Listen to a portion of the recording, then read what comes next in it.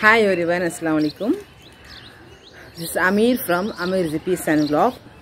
எல்லாரும் எப்படி இருக்கீங்க? நான் ரொம்ப நல்லா இருக்கேன். இன்னைக்கு என்ன வீடியோன்னு பார்த்தீங்கன்னா ஒரு இன்ஃபர்மேஷன் சொல்றதுக்கான ஒரு வீடியோ.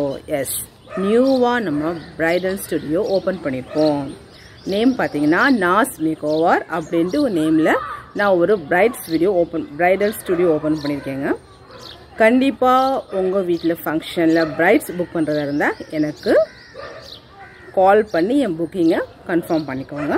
என்னென்ன டைப் ஆஃப் மேக்கப் நான் புக் செய்யணும்னு பார்த்தீங்கன்னா airbrush makeup, HD makeup, then skin on makeup, all type of மேக்கப்பும் நம்மள்ட்ட அவைலபிலிட்டி இருக்குது. இதான் என்னோடய நியூ பிஸ்னஸ் ஸ்டார்ட் பண்ணியிருக்கேன். கண்டிப்பாக என்னுடைய வீடியோ பாருங்கள், சப்போர்ட் பண்ணுங்கள். தென் உங்களுடைய பிரைட் ஃபங்க்ஷன்ஸ் எதுனாலும் கண்டிப்பாக காண்டாக்ட் பண்ணுங்கள். கீழே வந்து நான் நியூவாக லான்ச் பண்ணேன் நாஸ் மேக்ஓவர் ஸ்டுடியோ இன்ஸ்டாகிராம் பேஜும் கொடுத்துருக்கேன், யூடியூப் பேஜும் கொடுத்துருக்கேன். கண்டிப்பாக போய் நான் எப்படி மேக்கப் போட்டிருக்கேன்னு ஒரு பிக் போட்டிருக்கேன், போய் பாருங்கள். பிடிச்சிருந்தா கண்டிப்பாக லைக் பண்ணிடுங்க, எனக்கு சப்போர்ட் பண்ணுங்கள். அவ்வளோதான். At the same time weekly once வந்து நம்ம vlog வீடியோவும் வரும். அவ்வளோதான் நினைக்கிறேன். சரி, ஓகே.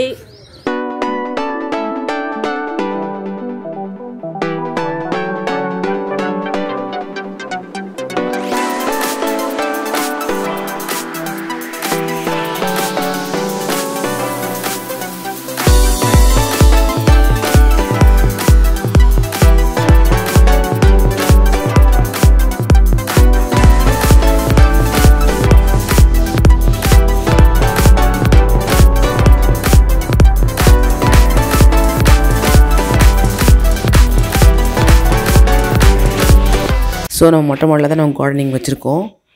அந்த வியூலாம் எப்படி இருக்குன்னுக்காக தான் ஒரு சின்னதாக ஒரு கிளிப் எடுத்திருக்கேன். ஸோ வாங்க, இப்போ நம்ம வந்து சன்னா கிரேவி எப்படி செய்யுதுன்னு பார்க்கலாம். ஃபர்ஸ்ட் வந்து நான் ஒரு 1 கிளாஸ் ஆஃப் சன்னா, தென் தேவையான அளவு உருளைக்கிழங்கு. நான் வந்து மத்தியானத்துக்கு சேர்த்து உருளைக்கிழங்கு வேக வச்சு எடுத்திருக்கேன். பட் நீங்கள் ஒன்று ஆட் பண்ணால் போதும். இந்த கிரேவி எப்படி செய்யுதுன்னு பார்க்கலாம். குக்கிங் ஆயில் போட்டுக்கோங்க. ஃபர்ஸ்ட்டு ஜீரகம், தென் கொஞ்சோண்டு சோம்பு. பொரிஞ்சு வந்த பிறகு பட்டை மட்டும் போட்டுக்கோங்க. இதை போட்டு லைட்டாக ஃப்ரை பண்ணதும் ஒரு பெரிய வெங்காயம் வெட்டி வச்சுருக்கேன், அதை வந்து இந்த எண்ணெயோடு ஆட் பண்ணிக்கோங்க. நல்லா வெங்காயம் வந்து எண்ணெயில் வதங்கணும். வதங்கின பிறகு இஞ்சி பூண்டு பேஸ்ட்டு வந்து 1 ஸ்பூன் இப்போ ஆட் பண்ணிக்கலாம். பச்சை வடை போகிற வரைக்கும் நல்லா மிக்ஸ் பண்ணிக்கோங்க. மிக்ஸ் பண்ணதும் இப்போ இது கூட வந்து தேவையான அளவு மிளகாத்தூள் நான் 1.5 ஸ்பூன் போட்டிருக்கேன். தென் மல்லித்தூள் வந்து ஒரு 2 ஸ்பூன் ஆட் பண்ணியிருக்கேன். கொஞ்சோண்டு அதில் மஞ்சள் தூளும் ஆட் பண்ணிக்கோங்க. இது வந்து கரம் மசாலா வந்து சின்ன ஸ்பூனில் டீஸ்பூன் சொல்லுவோம் இல்லையா, அதில் வந்து 1 ஸ்பூன் ஆட் பண்ணியிருக்கேன். 3 நல்லா மிக்ஸ் பண்ணிக்கோங்க. ஆல்ரெடி சன்னாலே நம்ம வந்து உப்பு போட்டிருப்போம். இப்போ எவ்வளோ தேவையோ அதை மட்டும் போட்டுக்கோங்க. ஒரு வெங்காயம் வந்து வெட்டி இந்த மாதிரி மேஷ் பண்ணிக்கோங்க. மிக்சியில் கொரன்னு அரைச்சிக்கோங்க. நைஸாக அரைச்சா நல்லா இருக்காது, அப்போ தான் கிரேவிக்கு நல்லாயிருக்கும். இதில் தேங்காய் நம்ம ஆட் பண்ண போகிறது இல்லை. அதனால் இது கொஞ்சம் கொரன்னு அரைச்சி ஆட் பண்ணிங்கன்னா கிரேவியாக இருக்கும், சப்பாத்திக்கு தொட்டு சாப்பிட்றதுக்கு நல்லாயிருக்கும். ஸோ வெங்காயம் நல்லா வதங்கினச்சு. அது கூட வந்து வெட்டி வச்ச இந்த தக்காளியையும் ஆட் பண்ணிக்கலாம். நான் வந்து ஒரு 2 தக்காளி ஆட் பண்ணியிருக்கேன், நீங்களும் அதேமாதிரி ஆட் பண்ணிக்கோங்க.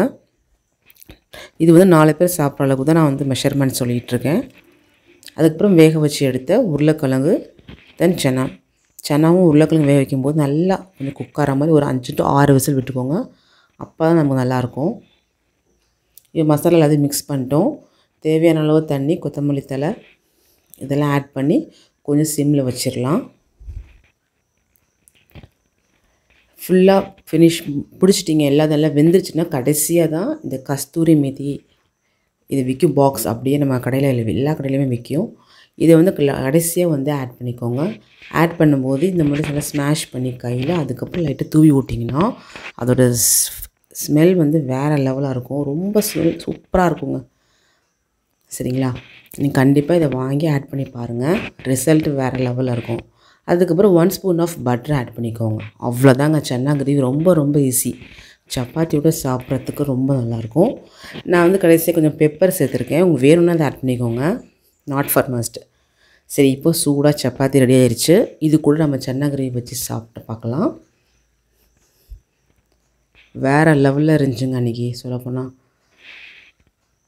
சன்னா கிரேவி. இது கூட அப்படியே ஒரு கட் பண்ண ஆனியன் இருந்தால் வச்சு சாப்பிட்டிங்கன்னா இன்னும் சூப்பராக இருக்கும்.